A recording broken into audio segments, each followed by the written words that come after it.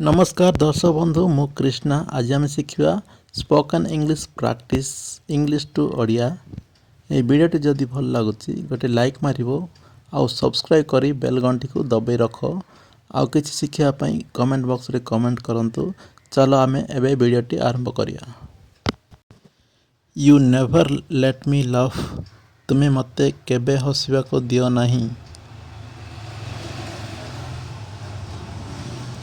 I seldom go to there, मु कचित सेठा को जाए। Raja does not plays football, Raja football खेले नहीं। Tea is taken every morning, प्रतिदिन सकाळे चा पिया जाए। This is never going to end, यह हकापी शेष हेब नहीं। I was in the mountain, मु पर्वतरे थिली। You have on my way, तुमे मो पथरे अछ।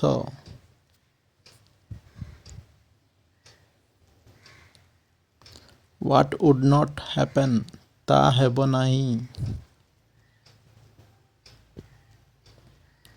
आई मिस यू, मु तुमको मन पकाए। इट इज अनफॉर्चुनेटली ट्रू, दुर्भाग्यवशत तो यह सत्य अटे।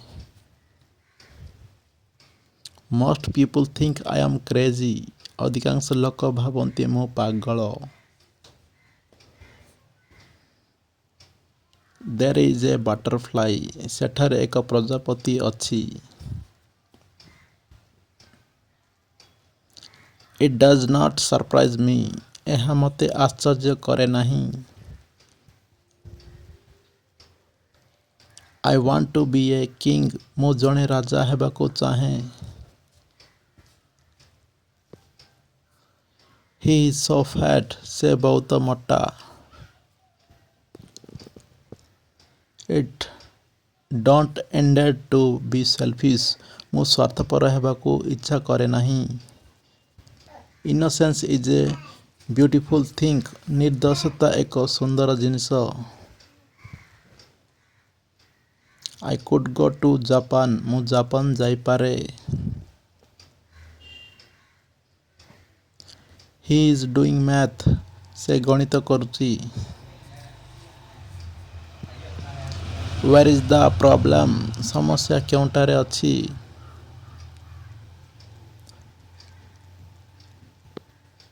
आई एम क्यूरियस, मु आग्रही।